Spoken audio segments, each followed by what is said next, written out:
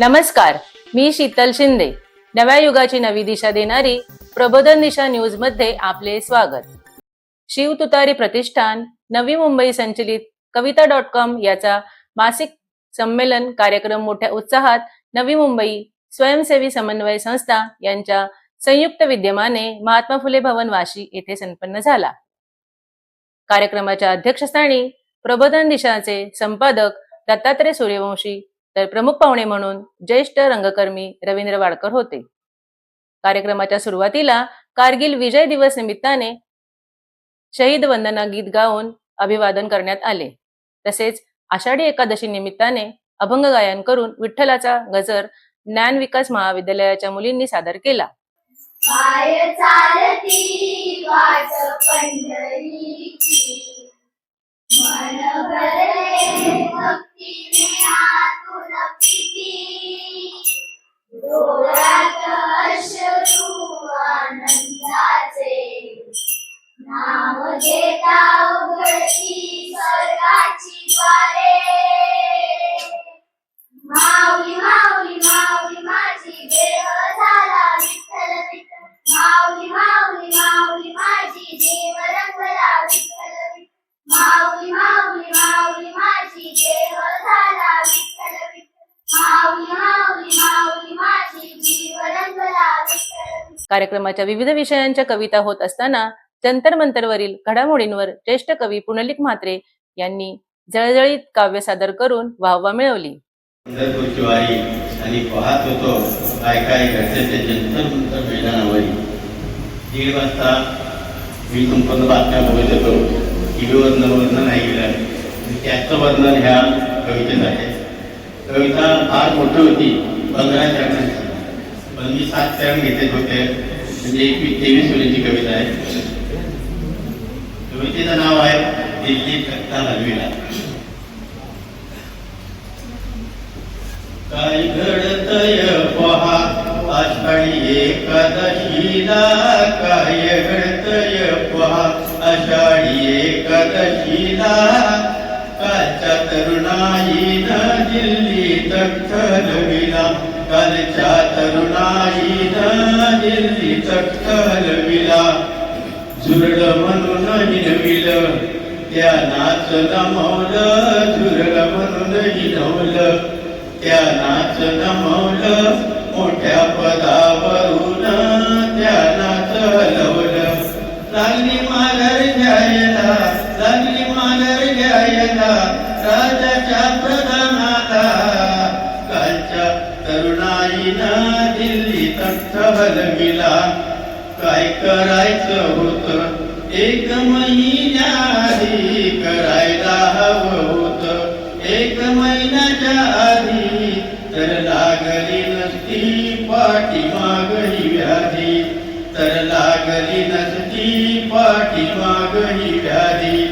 का नव्हती अक्कल त्या, का नव्हती अक्कल त्या अकलेच्या कांद्याला, कालच्या तरुणाईनं दिल्ली तख्त हलविला. बेसुमार केला पोलिसांनी लाठीमार, बेसुमार केला पोलिसांनी लाठीमार. सोडियले छरे पाणी तो अश्रुधुर, सोडियले छरे पाणी तो अश्रुधुर. नियमांचा वापर, नियमांचा वापर त्यांनी बेकायदा केला, कालच्या तरुणाईनं दिल्ली तख्त हलविला. इंटरनेट बस सेवा सारता फाडवून, इंटरनेट बस सेवा सारता फाडवून. नको ते उपद्व्याप सारे त्यानीच घडवून, नको ते उपद्व्याप सारे त्यानीच घडवून. सहनशीलतेचा अंत, सहनशीलतेचा त्यांना, सहनशीलतेचा त्यांना कावंत पाहिला, सहनशीलतेचा त्याने कावंत पाहिला. काय घड कालच्या तरुणाईनं दिल्ली तख्त हलविला. आता तरी घ्याव्या तुम्ही त्या परीक्षा नीट, आता तरी घ्याव्या तुम्ही त्या परीक्षा नीट, नाहीतर होईल पुन्हा तुमची हवा टाईट, नाहीतर होईल पुन्हा तुमची हवा टाईट. अनपीठ व्हावं लागेल, अनपीठ व्हावं लागेल त्यांच्या समोर तुम्हाला. कालच्या तरुणाईनं दिल्ली तख्त हलविला, धन्य धन्य अभिजित अन ते वांग चूक, धन्य धन्य अभिजित अन ते वांग चूक. सरकारच्या अंगाती आणली ती गोड चूक, सरकारच्या अंगाती आणली ती गोड चूक. 2-3 लाख विद्यार्थ्यांनी, 2-3 लाख विद्यार्थ्यांनी कसा घाम पोळीला. कालच्या तरुणाईनं दिल्ली तख्त हलविला. आमच्या मताप्रमाणे आम्हीच करणार, आमच्या मताप्रमाणे आम्हीच करणार. सामान्य रयतेचा नाही करणार विचार, सामान्य रयतेचा नाही करणार विचार. सांगतोय हे कुंडलिक, सांगतोय हे कुंडलिक नवल वाटे दुनियेला. कालच्या तरुणाईनं दिल्ली तख्त हलविला. काय घडलंय पहा आषाढी एकादशीला, काय घडलंय पहा आषाढी एकादशीला. कालच्या तरुणाईनं दिल्ली तख्त हलविला, कालच्या तरुणाईनं दिल्ली तख्त हलविला, कालच्या तरुणाईनं दिल्ली तख्त हलविला. आज या मंचावर आजच्या कार्यक्रमाचे अध्यक्ष डॉक्टर सूर्यवंशी सर, दुसरे सर आहेत. तर सूर्यवंशी सरांबद्दल फक्त 1 मिनिटात मी बोलणार आहे की जरी त्यांची प्रकृती आणि मूर्ती जरी अशी दिसत असली तरी हा माणूस म्हणजे नवी मुंबईच्या इतिहासाचा साक्षीदार. नवी मुंबईच्या प्रत्येक वाटतं या माणसाने केलेले आहे. आणि पत्रकारांमध्ये जर सांगितलं बाबा तुम्ही एक 10 पत्रकार निवडा का ज्यांचे नाव फार चांगले, त्या माणसाचा नंबर येतो. म्हणजे एक इमेज, आणि कसं असतं की पत्रकार असताना इमेज जपून काम करणं फार अवघड आहे. म्हणजे ज्यावेळेस तुम्ही मोठे होता त्यावेळेस तुमच्या अंगावरचा एक डाग लोक दुर्बीण लावून टाकतात, पण ज्या माणसाच्या अंगावरती दुर्बिणीपेक्षा पुढे काही मायक्रोस्कोप जर लावलं तर 1 पण डाग सापडणार नाही. म्हणजे अशी त्यांची प्रतिमा आहे. आणि खरंच आज ते आपल्या कार्यक्रमाला अध्यक्ष म्हणून आपण आपलं सगळ्यांचं भाग्य आहे. त्यामुळे समाजामध्ये असे बरेच लोक पाहिले की ज्यांनी लय पैसा कमवला, आणि असे बरेच काही लोक पाहिले की ज्यांनी कमी पैसा कमवला. पैसा कमवण्याच्या 2 पद्धती आहेत. एक गोरा पैसा असतो, काळा पैसा असतो. आता काळा पैसा कसा कमवतात ते सगळ्यांना माहिती. आणि त्याच काळ्या पैशावर मी कविता लिहिली, समाधान नसलेला पैसा. आडत झडप करून कमवलेली संपत्ती म्हणजे प्रेतावर वाहिलेला श्रद्धांजलीचा हार. आडत झडप करून कमवलेली संपत्ती म्हणजे प्रेतावर वाहिलेला श्रद्धांजलीचा हार. फुलांचा टवटवीतपणा पाहून अश्रू जरी थांबले तरी आनंदाची छेडता येत नाही का. फुलांचा टवटवीतपणा पाहून अश्रू जरी थांबले तरी आनंदाची छेडता येत नाही का. पैसा ज्यांच्यासाठी कमवला त्यांना वाटत नाही तुझ्यावर गर्व. पैसा ज्यांच्यासाठी कमवला त्यांना वाटत नाही तुझ्यावर गर्व. त्यामुळे तुझ्या डोळ्यासमोरच सुरू होते तुझ्या अधोगतीचे पर्व. त्यामुळे तुझ्या डोळ्यासमोरच सुरू होते तुझ्या अधोगतीचे पर्व. मुंढ्या मोडून कमवलेल्या लोकांवर नाही दिसत धर्माची धार. फुलांचा टवटवीतपणा पाहून अश्रू जरी थांबले तरी आनंदाची छेडता येत नाही का. देवा पैसा इतका देऊ नको की त्याचा होईल उपमान. देवा पैसा इतका देऊ नको की त्याचा होईल उपमान. इतका कमी देऊ नको त्याच्यासाठी कोणाला तरी करावं लागणार. इतका कमी देऊ नको की त्याच्यासाठी कोणाला तरी करावा लागणार आत्मघात. स्वतःसाठी घेतलेल्या कर्तव्याचा येथेच हलका करावा लागतो भार. फुलांचा टवटवीतपणा पाहून अश्रू जरी थांबले तरी आनंदाची छेडता येत नाही का. माणसांनी कितीही माफ केलं तरी सोडत नाही नीती. माणसांनी कितीही माफ केलं तरी सोडत नाही नीती. केलेल्या कर्माचा हिशोब दिल्याशिवाय या आधुनिक जगात मिळत नाही. केलेल्या कर्माचा हिशोब दिल्याशिवाय या आधुनिक जगात मिळत नाही मुक्ती. गरजेपेक्षा जास्त मिळणारा पैसा म्हणजे भविष्याच्या शिकारीसाठी टपलेली व्यसनांची घार. फुलांचा टवटवीतपणा पाहून आशू जरी थांबले तरी आनंदाची छेडता येत नाही का? जेव्हा पैसा इतका बक्कल मिळतोय की महालातही येईल शांत झोप. देवा पैसा इतका बक्कल मिळतोय की महालातही येईल शांत झोप. गरीबाच्या झोपडीतही दिसतील लखलखत्या दिव्यांचे बोट. मनगटात मेहनतीचे इतके बळभर, मनगटात मेहनतीचे इतके बळभर की आयुष्यात कधीच होणार नाहीत आरोपांचे वार. फुलांचा टवटवीतपणा पाहून आशू जरी थांबले तरी आनंदाची छेडता येत नाही का? आनंदाची छेडता येत नाही का? धन्यवाद.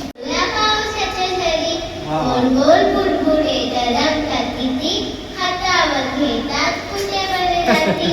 थेंब थेंब कपोरा आकाशात पडे, सागरात झडले टक्क्यांचे गडे. झुळझुळ नदीचे वाहते पाणी, पावसात भिजवणी गावत्याची गाणी. धन्यवाद. या देशाच्या सातबारावर आमचं नाव आहे. या देशाच्या सातबारावर आमचं नाव आहे. सरकार कुठेही जा आमचं गाव आहे. जो मुलगा मला वृद्धाश्रमात घेऊन आला आहे तो मुलगा हाच आहे. जो मुलगा मला वृद्धाश्रमात घेऊन आला आहे तो मुलगा हाच आहे. मी त्याला दत्तक घेतलं. मी माझ्या मित्रावर कोर्टात केस टाकली आहे. असं जवळ असं सासरा भेटतात. मी माझ्या मित्रावर कोर्टात केस टाकले आहे. त्या निमित्तानं आम्ही कोर्टात भेट घेतली आहे. मी मतदान प्रतिनिधी आहे माहित नाही. मी मतदान प्रतिनिधी आहे मलाच माहित नाही. ती मतदान करून गेली. ती मतदान करून गेली. तुम्हाला माहित आहे का? जागते रहो मी गावचा पारेकरी आहे. रात्री कोणी पाहिले का? गाव विकले आहे. गाव विकले आहे. मी तुम्हाला बापावरनं सुंदर चारोळी सांगते. न बोलता प्रेम करतो, न सांगता आदर देतो. न बोलता प्रेम करतो, न सांगता आदर देतो. न थकता कष्ट करतो. तो फक्त बाप असतो. किस्सा रिकामा असला तरी नाही कधी म्हणाले नाही. किस्सा रिकामा असला तरी नाही कधी म्हणाले नाही. माझ्या बापापेक्षा श्रीमंत कोणी पाहिले नाही. आपल्या कष्टाचे श्रीतरी तो हसत हसत आपल्या मुलावर कुर्बान करतो. अरे तो बापच असतो. आपल्यासाठी दुःख सारखा मध्ये सुद्धा असतो. धन्यवाद. की घरात आईचा वावर असला की घराला घर पण येतं. घरात आईचा वावर असला की घराला घर पण येतं. हे जितकं खरं आहे तितकंच हेही खरं आहे की घराच्या बाहेर बापाच्या चपलाचा जोडा जरी असला ना तरी त्या घराला शोभा येते. जीवनात आपल्याला बाप दोनदा समजतो. जीवनात बाप आपल्याला दोनदा समजतो. एकदा बाप झाल्यावर आणि बाप गेल्यावर. म्हणून जोपर्यंत बाप जिवंत आहे ना त्या बापाला मिठी मारून घ्या. कारण कुटुंबातल्या बापाला कधी मिठी मारता येत नाही. सादर करतोय म्हणजे सुरक्षित कविता बाप माझा. पावला न बळ देणारा बाप माझा, वादळात मार्ग दावणारा बाप माझा. पावला न बळ देणारा बाप माझा, वादळात मार्ग दावणारा बाप माझा. जगण्याच्या वाटेवर आधार देणारा, घामाच्या थेंबातून उजेड देणारा. जगण्याच्या वाटेवर आधार देणारा, घामाच्या थेंबातून उजेड देणारा. थकलो तरी हसून जगण्याच बळ देणारा. थकलो तरी हसून जगण्याच बळ देणारा. पावला न बळ देणारा.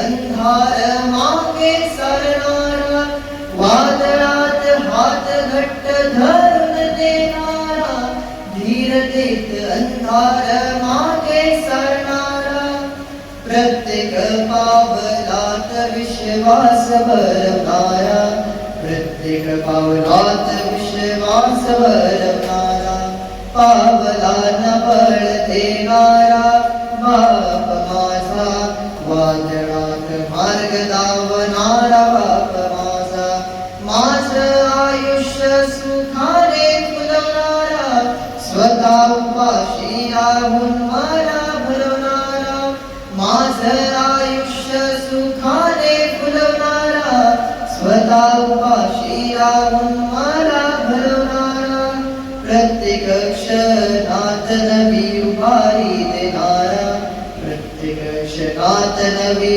उभारी देणारा, पावलांना बळ देणारा बाप माझा, वादळात मार्ग दावणारा बाप माझा, वादळात मार्ग दावणारा बाप माझा, वादळात मार्ग दावणारा बाप माझा. नाही, खरं तर अशा व्यासपीठाची फार मोठी गरज आहे. म्हणजे पाटील सरांनी फक्त ही कविता.com ही एक संस्था स्थापन नाही केली, ती चळवळ आहे. आणि याच्यामुळे ह्या चळवळीमुळं नवोदित कवींना एक संधी मिळते. आपण महाराष्ट्रात पाहिलं तर अनेक ठिकाणी अशा चळवळी चालवल्या जातात, पण त्यांचं इंटेन्शन वेगळं असतं. पण पाटील सरांनी जी चळवळ चालवली त्याच्यामध्ये फक्त म्हणजे नोव्हेंबरचेच कवी सहभागी होत नाहीत, नवोदित कवी, तर महाराष्ट्रातून अनेक ठिकाणून या ठिकाणी कवी आलेले आहेत. आणि याचा मी साक्षीदार आहे. म्हणजे तुम्ही जर पाहिलं तर आज दिल्लीमध्ये जे आंदोलन घडलं त्याच आंदोलनाशी रिलेटेड आज अनेक कविता या ठिकाणी सादर झाल्या. म्हणजे जे काही घडतंय जगामध्ये किंवा देशामध्ये किंवा आपल्या अवतीभोवती त्याचं सगळं सत्यकथन हे कवी करतायत. आणि ही कविता म्हणजे ही फक्त कविता नाही, तर एक चळवळ आहे. आणि ही चळवळ जी म्हणजे पाटील सरांनी जी सुरू केली, खरंच त्यांचं फार मोठं योगदान आहे की नवोदित कवींना संधी मिळते, कवींच्या मनातल्या ज्या काही भावना आहेत त्या बाहेर येतात, आणि काळाची गरज आहे. नाही, आजच्या युवा पिढीने ॲक्च्युली खरं जर पाहिलं तर आजच्या युवा पिढीकून आपण संदेश घ्यायला पाहिजे. म्हणजे 12 वर्षात जे लोकांना जमलं नाही, आपल्यासारख्या लोकांना किंवा जे लोक म्हणजे स्वतःला मतदार समजत होते किंवा हे समजत त्यांना जमलं नाही, त्याच युवा पिढीने करून दाखवलं. म्हणजे त्यांना संदेश द्यायची गरज नाही, आपल्याला त्यांच्याकडून संदेश घेण्याची गरज आहे का आंदोलन कसं केलं पाहिजे. आंदोलन फक्त काय स्टंटबाजी नसलं पाहिजे. आंदोलन हे मनापासून आणि म्हणजे याच्यापासूनच लढलं गेलं पाहिजे. आणि त्याचा रिझल्ट आज आलेला आहे महाराष्ट्रामध्ये, म्हणजे पूर्ण देशामध्ये. त्याच्यामुळे नवीन पिढीला संदेश द्यायची उलट मी म्हणतो की त्यांच्याकडून आपण संदेश घ्यायला पाहिजे. कवितेची आवड म्हणजे मी पहिले आलेले मराठा भवन येथे, तेव्हा आमच्या टीचरांनी मला बोलवलेलं, सिद्धी होती ती पण आली, पण ती आज नाही आली. आणि तेव्हापासून मला कविता संमेलन हा म्हणजे इथं यायचं मला आवड झाली खूप. आणि मी विठ्ठलांबद्दल सादर केलेले आहे. पाय चालती वाट पंढरीची, मन भरलेले भक्तीने आतून प्रीती, डोळ्यात अश्रू आनंदाचे, नाम घेता उघडती स्वर्गाची द्वारे, माऊली माऊली माऊली माझी देह झाला विठ्ठल विठ्ठल, माऊली माऊली माऊली माझी जीव रंगला विठ्ठल विठ्ठल, माऊली माऊली माऊली माझी देह झाला विठ्ठल, माऊली माऊली माऊली माझी जीव रंगला विठ्ठल विठ्ठल. मी पहिल्यांदाच माझी कविता सादर केली या ठिकाणी, आणि खूप आनंद होतो की सगळ्यांच्या समोर मला पहिल्यांदा कविता सादर करता आली. आणि मराठी भाषा किती समृद्ध आहे, वेगवेगळ्या प्रकारचे ताल आणि त्याच्यामध्ये बोल आहेत, हे इथे आल्यावर लक्षात आलं. आणि खूपच आनंद होतो की कोणासमोर तरी मला काहीतरी प्रेझेंट करता आलं, आणि सगळ्यांच्या कविता पण ऐकायला छान वाटलं. नमस्कार, मी हर्षिता बेंद्रे. आज कविता.comच्या माध्यमातून हे व्यासपीठ मिळालेलं आहे, आणि मला वाटतं की लेखक कवी हा येऊन प्रकटपणे आपल्या शब्दांच्या माध्यमातून जर का त्याचा आवाज हा समाजापर्यंत कवितेंच्या मार्फत जर का पोचवतोय, तर हे अत्यंत महत्त्वाचं व्यासपीठ आहे की रवींद्र पाटील सर जे या कविता.com जे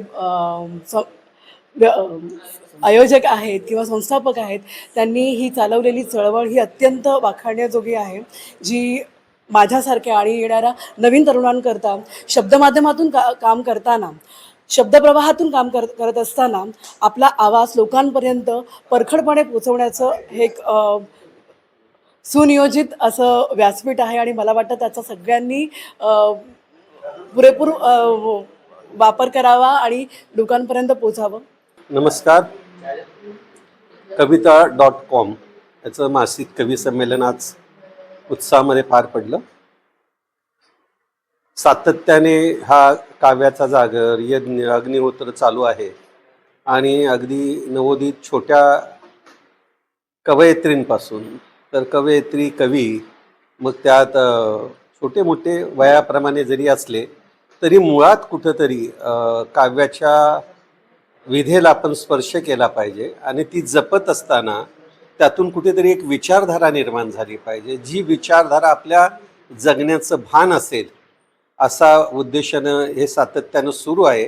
एखादी चळवळ सुरू होते पण बऱ्याच वेळेला त्याच्यामध्ये सातत्य असेलच असं नाही आहे आणि ते सातत्य टिकवण्यासाठी त्याच्यामध्ये काम करणाऱ्या ज्या व्यक्ती असतील किंवा सहभागी जोडीदार असतील किंवा जे मदतीचे हात असतील ते प्रामुख्याने याच्याशी निगडीत असतील आणि त्या विषयाचं त्यांना भान असेल किंवा ते आवडत असेल तर कधी ती गोष्ट कधी थांबत नाही आणि मग ती सातत्याने ते प्रवास करत राहतात. हा प्रवास सातत्याने घडत गेला तरच तो समृद्ध होतो. एका ठिकाणी आपण थांबलो तर थांबला तो थांबला असं म्हणत असतो. आजचा जो कार्यक्रम होता खूप सुंदर होता. एक तर आजचा कारगिळाचा विजय दिन, आषाढी नंतरचा वेगळा दिवस, तिकडे जंतर मंतरवर झालेल्या आंदोलनाचा विजयी दिवस, अशा पद्धतीने आणि पाऊस म्हणजे आषाढ सुरू आहे आणि आषाढामध्ये कालिदास, महाकवी कालिदास, अशा अनेक गोष्टींना धरून असलेला हा कार्यक्रम आहे आणि त्याच्या निमित्ताने त्या पद्धतीच्या आषाढीच्या पांडुरंगांच्या कविता होत आई वडील करत अनेक कविता अशा झाल्या की आपण नेमकं एका ओळीत देखील कवी सांगून जातो की माणूस म्हणून तू जागा झालास तर क्रांती घडणं सोपं आहे. मग क्रांतीची बीजं कुठे असतील की ते एका दिवसामध्ये घडत नाहीत ना. त्यासाठी आपल्याला पेरत राहावं लागतं. पेरत राहावं तरच उगवत राहतं. त्याची मशागत करावी लागते. तशी विचारांची, संस्काराची आणि अनेक गोष्टींच्या ज्या काय मूलभूत गोष्टी आहेत त्यांची विचारधारा घेऊन त्याच्याशी आपण झगडत राहिलं पाहिजे, झटत राहिलं पाहिजे. तरच मग शब्द देखील येतात ना. जर आपल्या मनात असेल, जर आपल्या रक्तात असेल, जर आपल्या आत्म्यात असेल तर त्याच्यातून येणारे शब्द, त्याच्यातून येणारी कविता, त्याच्यातून निर्माण होणारी साहित्यकृती ही मुळातच वेदना संवेदनातून तिचा जन्म झालेला असतो आणि ती घडत राहिली पाहिजे. एक तर अशा चळवळीमुळे अनेक जण भेटत असतात, त्याच्यामुळे एक संवाद निर्माण होतो. त्या संवादातून कुठेतरी आपल्या मग अनेक गोष्टींच्या विचारांची देवघेव होत असते आणि त्याच्यातून कुठेतरी माणसाचं मन आणि आपण समृद्ध होत असतं असं मला वाटतं. आज विषय असा होता की आज पत्रकार एक चांगले अध्यक्ष मिळाले आणि त्याच्यामुळे कुठेतरी पत्रकारितेचा विचार झाला. पत्रकार कसा असावा, कसा नसावा ही गोष्ट आज फार कठीण झाली आणि खरंच पत्रकारिता त्या पद्धतीनं होते का याच्यावर मी कधीतरी लिहिलेल्या 2 ओळी मला आता आठवतात. त्या अशा की मुरदाड मेलेल्या मनाची आग नेहमीच गार असते. मुरदाड मेलेल्या मनाची आग नेहमीच गार असते आणि विकल्या गेलेल्या लेखणीला कधीच धार नसते. तर ती धार कुठेतरी आज हरवलेली आहे. त्या धारेचा विचार व्हायला हवा. पत्रकारिता चांगली, निखळ आणि सत्यवादी आणि जे घडते ते मांडणारी असावी. हे जसं कवितेत येते तसं लेखातून येत असतं, साहित्यातून येत असतं, नाटकातून येतो. कारण मुळात संघर्ष हा संघर्ष अटळच आहे. तुम्ही जन्माला आल्यानंतर तुम्हाला कुठेतरी हा जगण्याचा संघर्ष करावा लागतो. मग त्यासाठी असणारी नीतिमूल्य शोधावी लागतात. जगण्याचा प्रयास आपण कसा करावा, आपण कसं जगावं, कुठल्या पद्धतीनं जगावं, हा विचार जसा आपण विचार मनात करत असतो तोच विचार कवितेतून कधी चांगल्या उत्तम पद्धतीनं प्रेमानं होत असेल तर तो क्रांतीनं आणि विद्रोहातून देखील होत असतो. ह्या अशा पद्धतीच्या चळवळी, अशा पद्धतीचे कार्यक्रम होत राहिले पाहिजे, समाजामध्ये घडत राहिले पाहिजे. कारण कुठेतरी अग्नी चेतवावा लागतो, एखादी ठिणगी पडावी लागते. ती ठिणगी पडत पडत राहिली तर त्याचं कधीतरी ज्वाळा होते आणि त्या ज्वाळेच्या प्रकाशामध्ये खरं म्हणजे हे काव्य स्फुरतं आणि ते कुठेतरी लोकांना भिडतं. हे भिडत राहिलं पाहिजे असं मला वाटतं आणि तोच प्रयोग सातत्याने कविता.comची सगळीच माणसं किंवा अगदी त्याच्या पाठीशी असलेले खंदे रवींद्र पाटील हे नेटाने करतायत. त्याच्यासाठी माझ्या शुभेच्छा आहेत आणि ह्या सगळ्यात इथे आलेल्या सगळ्या कवींचं माझ्यातर्फे त्यांचं मी अभिनंदन करतोय. प्रयोग होत राहिले पाहिजेत, घडत राहिलं पाहिजे, घडत राहावं आणि एक उत्तम काहीतरी समाज निर्माण हो एवढीच खरं तर आपल्याला उद्याचा विचार करायचा आहे. काल आणि आज संध्याकाळ होणारच आहे, उद्या उगवणार आहे आणि उगवणारा उद्या हा युवांचा आहे, तरुणांचा आहे, बालकांचा आहे आणि म्हणूनच आपलं जे काही उद्दिष्ट असतील ते खास करून तो तरुण असणार आहे आणि तो तरुण म्हणजे समर्थ असा खांदा आपल्याला देशाला द्यायचा आहे आणि असा समर्थ खांदा असलेला जो काही तरुण आहे तो त्याच्या कुटुंबाला, त्याच्या राज्याला, पर्यायाने देशाला कसा सामर्थ्यवान बनू शकतो हाच उद्देश आहे, दुसरा काहीच नाही. तर आजचा दिवस हा कारगिल दिन म्हणून साजरा विजय होतो. त्याच्यानंतर आषाढ एकादशी संपलेली आहे आणि जंतर मंतरमध्ये जे काय आज एक विजय झाला असं म्हणायला हरकत नाही. तुम्ही काय सांगा? काय सांगणार, साधं सरळ सोपं आहे. जे आपल्या मायबापाने लिहून ठेवलं आहे, आपल्या आजोबांनी लिहून ठेवलं आहे, हिमालयाच्या मदतीला सह्याद्रीच धावणार आणि सह्याद्री धावून गेला आहे आणि इतका सह्याद्री परखडपणे धावला आणि साधा सरळ निरोप दिला. तो निरोप म्हणजे आज 26 तारीख आहे, कारगिल विजयाचा दिवस आहे आणि ह्या कारगिल विजयाच्या दिवसानिमित्ताने जे काही आपले शहीद झालेले आहेत त्यांनी आपला जीव देह या हिंदुस्थानासाठी अर्पण केलेला आहे, आपल्या जीवाची समिधा टाकलेली आहे. या समिधा अर्पण करणाऱ्या सर्वच शहीदांना वंदन करत असताना मला फक्त त्यांना एकच सांगून द्यायचं आहे, जे ऐकतील कदाचित त्यांना एकच सांगायचं आहे की बाबांनो लक्षात ठेवा, किसी के झेंडे पर चांद है लेकिन हमारा झंडा चांद पर है आणि हमारा झंडा चांद पर रखने वाले जो नौजवान है उनको तो हम सराहना करते हैं, उनको वंदन करते हैं, अभिनंदन करते हैं. वंदे मातरम, बस दुसरा काय. कविता.com जो उपक्रम राबवण्यात आला आहे, कविता म्हणजे ते रक्ताच्या थराळातून यायला पाहिजे. कविता हा बदल घडवतो माणसाच्या जीवनामध्ये, बदल म्हणजे परिवर्तन घडवतो. अशा कवींचं उद्याची भावी तरुण पिढी आशावाद आहे, आशावाद आश्वासक आहे आणि म्हणून तरुण पिढीने लिहितं राहिलं पाहिजे, त्यांनी वाचन केलं पाहिजे, इतरांच्या कविता आपण ऐकल्या पाहिजे. तरच उद्या कवितेमध्ये बदल घडेल आणि लोकांच्या जीवनाच्या कल्याणाची निर्मिती या कवितेने बदल घडेल असं मला वाटतं.